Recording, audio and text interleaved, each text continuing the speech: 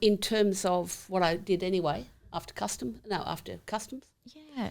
So 10 years, what happened then? You decided you just didn't, you wanted to move on and do something different? I was driving home one day and my husband said to me, shouldn't we have children? I nearly drove off the road. Of course. Yeah, it was his idea, not mine. No, I love my kids dearly. If they ever listen to this, I love you, darlings. She does. I know Sue really well. She loves her family. Yeah, I just need to get that in. So anyway, ultimately we did, and that was fine. I sort of hung around in customs. And then I had a child at the same time as both my neighbours. And one neighbour's little boy died of cot death. And when he was a few weeks old, all our babies were a few weeks old, and I thought, what am I doing? Yeah. What is the important thing in life? And it does. And so I left. Yeah. And by then, my husband was really keen on me leaving because he didn't like me in investigations. He had concerns around that. Yeah, of course. Yeah. But I loved it. Yeah, of course. But that's why he had concerns. Anyway, so I left. And then I was home for a while, and we were bringing in, we were importing, water saver shower heads at the time when they were new to Australia. And I do all the customs work and all the rest of it. But ultimately, it wasn't really what I wanted. And Paul died suddenly when he was quite young, in his 30s. And so there was no choice. I was still sort of mid-30s, and I went back to work in a screaming hurry. At the time with customs, you could only do complete days. I couldn't do complete days. By then I had 3 small children. Yeah, you needed flexibility. Little children. Yeah, you needed flexibility. Yeah. So I Connor Anderson, Connor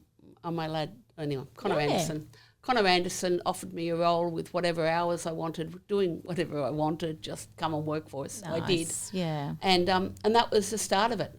So I worked there a couple of months, and Paul died, and I had to have an income. There was no income. So I sat the national exam 6 weeks after. So as a broker, you have to get your qualification, which is a diploma qualification these days. Yeah. It was a Cert 4 at the time. Yeah. It was an advanced diploma, Phil. Oh, it was an advanced diploma, correct. Yeah. Sorry, beg your pardon. Yeah. And yes, it was a couple of years of study. 3 years. Yeah. 3 years of study. Okay. Yeah. And 2 national exams is my recollection. One in the morning, one in the afternoon. Yes, and you had to pass both of them. At 70% 70% or more. Yeah. Yep. Yeah. I did that too, yeah. I came out of that exam and I knew I'd done it, and there were all sorts of personal reasons that I knew I had to pass that for my kids. Yeah. And I did this almighty Toyota leap in the air. Now, at the time, we didn't have all the IT things we had. So I had this removal. Did you have a trolley full of books? Trolley full of books. Things you had to carrying the tariff. Yeah. The customs tariff is like about 30.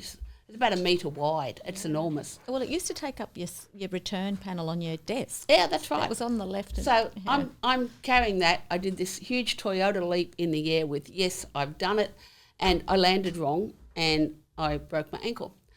And, I know, it's kind of made the year, really. Then the adjudicators, or whatever they're called, the supervisors for the exam came out. And I was reasonably well known then because I'd been a customs officer, and now, and they've all walked out and they've laughed and said, I'm sitting on a step by then. Oh, it's just Sue, and kept going. Oh, dear. So my family lives on the Central Coast. Late that night, literally late that night, my sister and her husband turned up and collected me. Oh, dear. Yeah. So that was... Yeah. Anyway, so I just didn't matter. Didn't matter. You got your passed. Yeah. It didn't matter. And I've just sort of gone on from there.